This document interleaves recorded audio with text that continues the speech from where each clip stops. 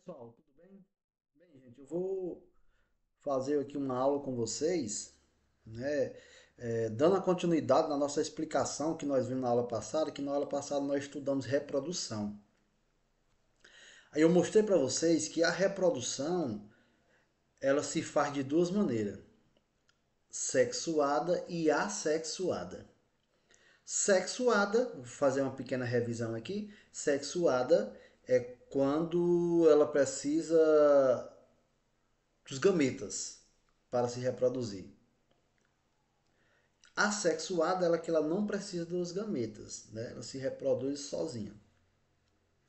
Com base nisso, vimos também que para ter essa reprodução, esses tipos de reprodução, a, a célula se divide de duas maneiras, que nós chamamos de divisão celular, que é meiose e mitose. Lembra que nós vimos isso na aula passada? Meiose, ela vai se dividir ao meio, como o próprio nome está dizendo, produzindo-se, né, quatro células filhas.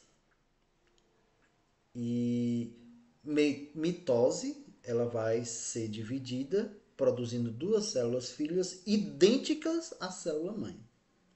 Lembram disso? Uma pequena revisãozinha para vocês relembrarem um pouco que nós estudamos na aula passada. Aí, pessoal, hoje nós vamos estudar a reprodução assexuada. Em alguns seres vivos, como alguns animais invertebrados, protozoários, bactérias, elas podem se reproduzir sem a união de gametas. Como assim sem a união de gametas? Sem precisar do gameta masculino e do gameta feminino, né? Esse caso aí, elas vão realizar uma chamada reprodução assexuada.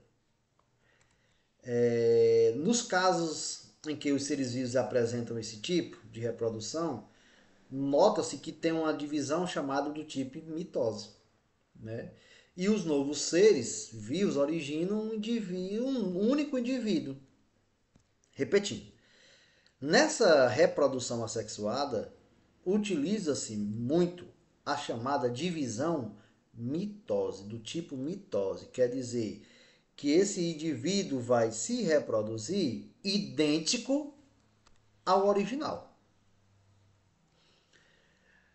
Tanto na reprodução sexuada quanto na reprodução assexuada, existe algumas vantagens e desvantagens para os seres vivos, né? No caso da reprodução sexuada, por exemplo, o processo envolve grande investimento do tempo de energia, pelo fato de envolver participação de outro indivíduo, né?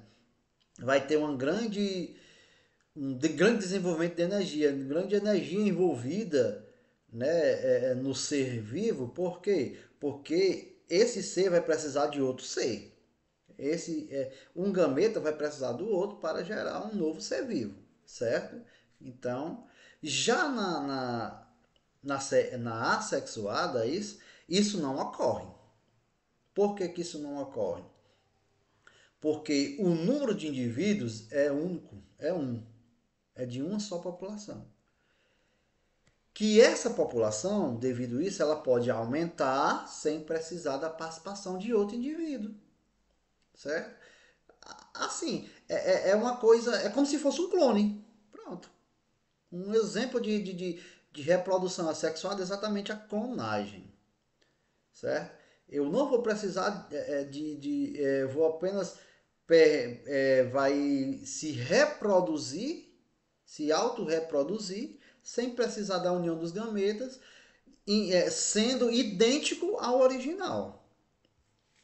Esse processo trata-se de um processo mais simples, se comparado com a reprodução assexuada, né? E o período de desenvolvimento de maneira geral é mais curto. Na reprodução sexuada, o que acontece? Na maioria dos seres vivos, ele vai demorar de 9 meses para nascer, né? Já que não, esse período é mais curto, porque é uma clonagem, certo? Vai ser refeito dele próprio. No entanto, na reprodução assexuada, o que acontece, que eu acabei de dizer para vocês, gera clones. A reprodução sexuada, se eu colocar só aqui, ela vai gerar clones, certo? Vai gerar clones. Ou seja, seres vivos com as mesmas características e material genético do indivíduo que lhes deu origem. Quer dizer, o material genético que vai ser utilizado no novo ser vivo é o material genético do ser que lhe deu origem. Ao contrário da sexuada, que o novo ser vivo vai ter material genético do pai e da mãe. Vai ter material genético do macho e da fêmea. Certo? Na sexuada não. O material genético é só do ser que lhe deu a vida. O ser original que lhe deu a vida.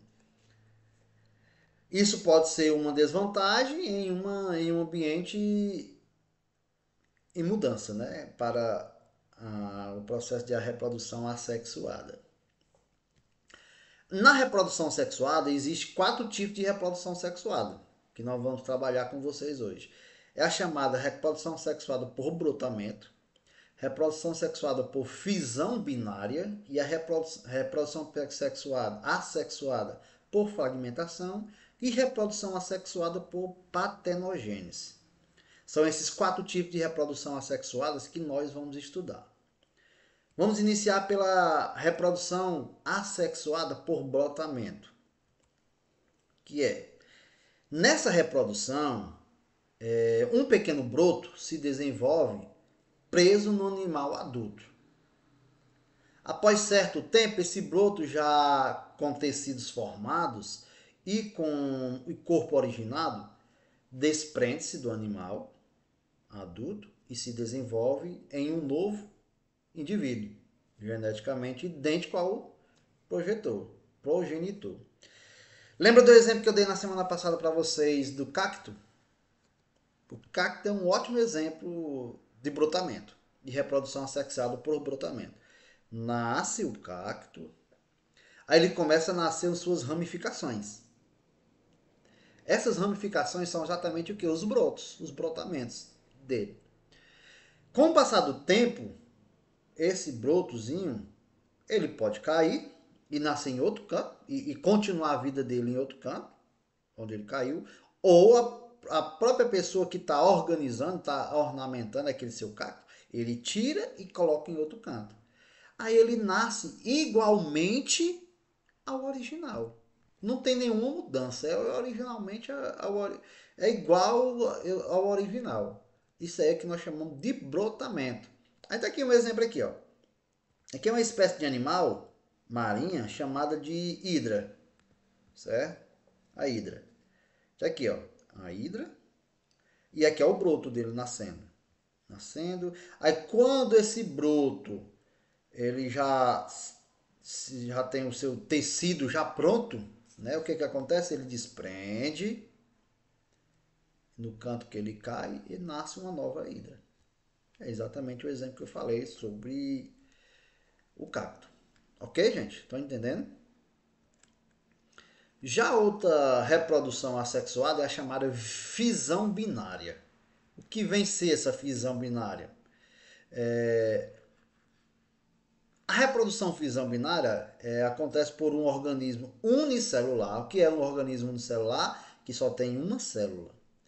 Então, esse tipo de reprodução só acontece em organismos unicelulares, como bactéria, por exemplo, certo? Protozoários, que são unicelulares. E ele se divide por meio de mitose.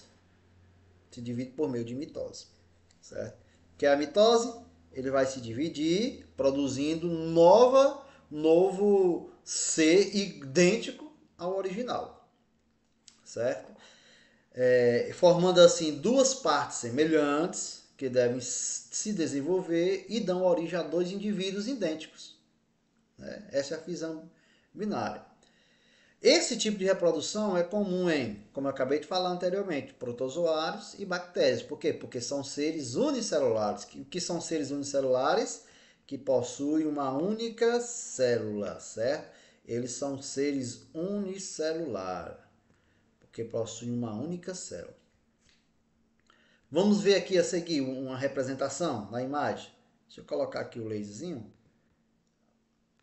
Ó, aqui nós temos aqui, ó, na etapa 1 aqui, nós temos aqui o material genético e algumas organelas e estruturas com flagelado, começando a se duplicar.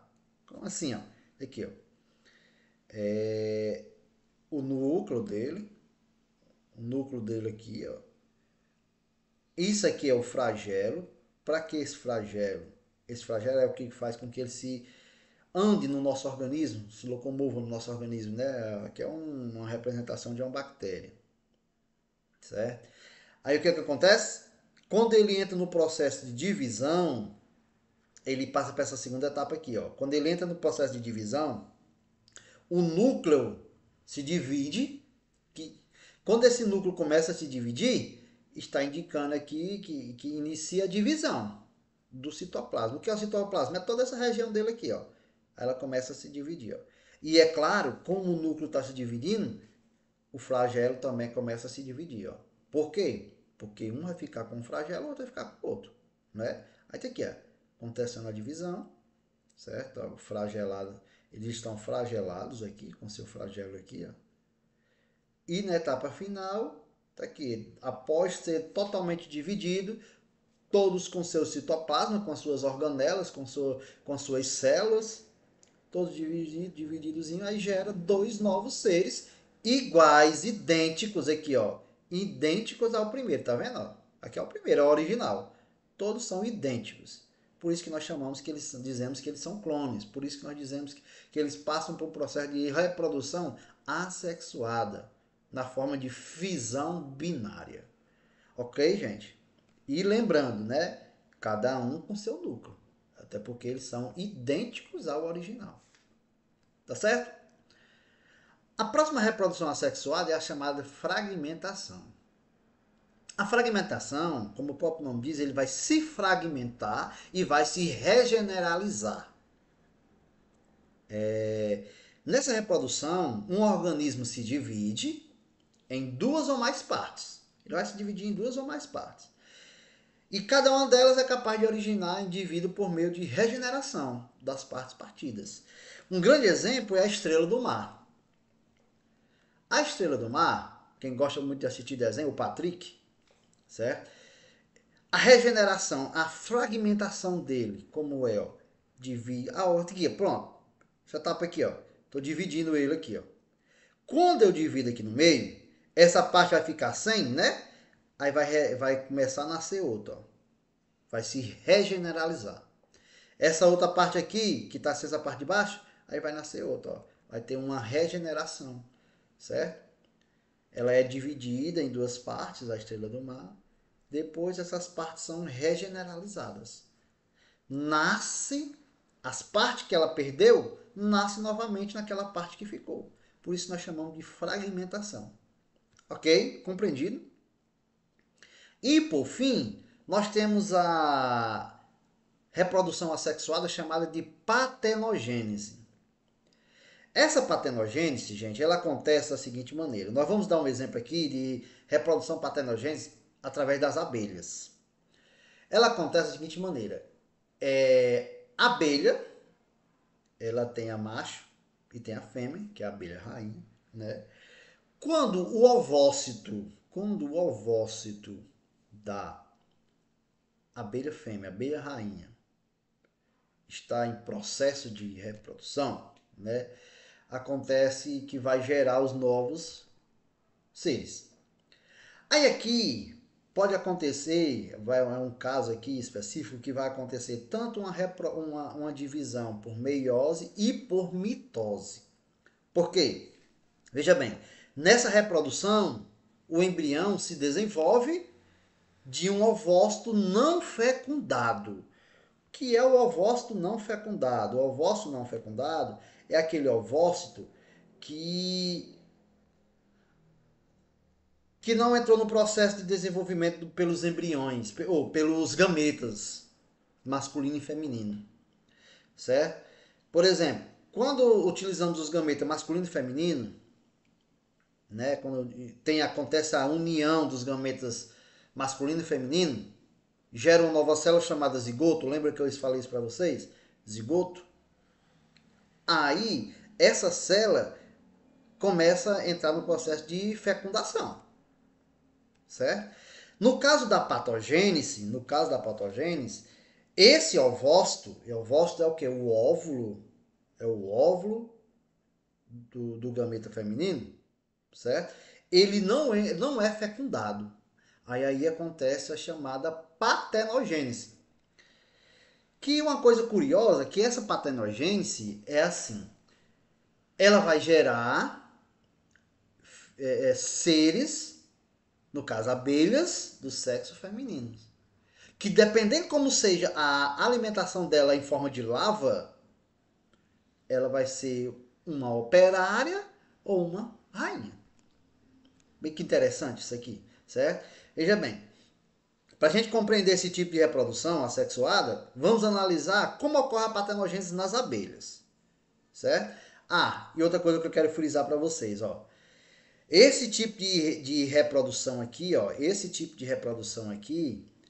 partenogênese, ela só acontece em alguns vermes e insetos, como as abelhas, as vespas e as formigas. Isso acontece nesses tipos de animais, de seres, certo? Então, como exemplo, estou falando aqui para vocês, nós vamos trabalhar em cima da abelha, certo? Como assim, ó? As fêmeas férteis. O que são férteis, pessoal? Os férteis, quando a gente diz férteis, significa que eles conseguem reproduzir, certo? Sempre quando a gente fala em fértil, significa que o ser ele consegue se reproduzir. Por exemplo, uma terra fértil é que a terra ela vai conseguir dar alimento. Vai ser boa para se reproduzir, produzir alimento, certo? Um animal fértil significa que ele vai conseguir vai dar vida a outro ser. Ele vai reproduzir outro ser, certo? Então isso aqui, esse tipo de partenogênese acontece nas fêmeas férteis, certo? No caso nós estamos falando das abelhas, que elas aqui são chamadas de abelhas rainhas, que numa colmeia é a abelha rainha que gera outro ser. Aquela que é operária, ela não consegue gerar outro ser, certo? No caso, essas abelhas rainhas, elas produzem ovócitos, elas vão produzir ovócitos, que esses ovócitos, eles podem ser ou não fecundados. Ser ou não fecundados. Se eles são fecundados, então aconteceu uma divisão do tipo meiose, porque teve a junção de dois gametas, o masculino e o feminino. Aí vai nascer naturalmente. Mas veja aqui uma curiosidade. Se esses ovócitos são fecundados, como eu acabei de dizer, é uma divisão do tipo meiose, tem o gameta masculino e o feminino, só que eles só vão gerar seres masculinos, só vão gerar abelhas do tipo masculino, do sexo masculino, que são os zangões. Interessante, né? E aqueles ovócitos não fecundados, que passa pelo processo pelo tipo de reprodução assexuada, no tipo de divisão mitose, só vão gerar seres femininos. Então só vão gerar as abelhas femininas, certo? Que como eu falei, tanto elas podem ser a abelha rainha ou a abelha operária. Como é que vai saber? Vai depender do tipo de alimentação dela na fase larval, que vai saber se ela vai ser a abelha rainha ou a abelha operária, certo? Então, dando continuidade aqui, quando não são fecundados, pode ocorrer a partenogênese, que origina machos haploides ou zangões. Que são haploides, nós vimos, haploides são aqueles seres que possuem uma quantidade X de cromossomos. Por exemplo, em uma divisão meiose, o novo ser ele vai ter células, os cromossomos tanto da mãe como do pai. Então nós chamamos de diploides. Na haploides não, eles vai ter somente um tipo de cromossomos. Então por isso que eles são haploides. cromossomo do original. Certo? Aí nós temos aqui uma representação aqui, ó. Ó, aqui, deixa eu mudar aqui pro laser, para visualizar melhor. Aqui no A, aqui é a abelha rainha, certo? Aqui é a abelha rainha, que é um indivíduo pluricelular. O que é o indivíduo pluricelular? Que existe muitas células, né? Ele fornece uma célula, ela fornece uma célula mãe, tá aqui, fornece uma célula mãe, que por sua vez, essa célula mãe aqui, ela vai sofrer uma divisão meiose. Que é a divisão meiose vai ser dividida no meio, certo? E vai dar origem a duas células filhas, que são os ovócitos, certo? Que são os ovócitos. Essas células têm a metade da quantidade do cromossomo da célula de origem da mãe. Quer dizer, cada uma dessas células vai ter a metade dos cromossomos da célula da mãe. Se a célula da mãe tem 46 cromossomos, que ela é diploide, aí vai ficar 23 com essa daqui e 23 com essa. Certo? Aí o que acontece? O que acontece? Desculpe. O ovócito que não é fecundado, ele sofre inúmeras divisões celulares por mitose, resultando em indivíduos adultos pluricelulares, que está aqui, ó. No caso, os zangões. Certo? Compreenderam, gente? Aí só uma observação, com curiosidade, né? Como eu tinha falado anteriormente, né? Aqueles ovócitos que são fecundados pelo espermatozoide, né? Que é o gameta masculino, vão originar abelhas fêmeas, que podem se tornar operárias ou rainhas, como eu já tinha dito anteriormente, né? Que vai depender do tipo de alimentação que ela vai receber na fase das larvas. E as abelhas operárias se originam de larvas que são alimentadas com mel e pólen. Já as abelhas rainhas se originam de larvas que recebem geleia real durante o seu desenvolvimento. Certo? Como assim?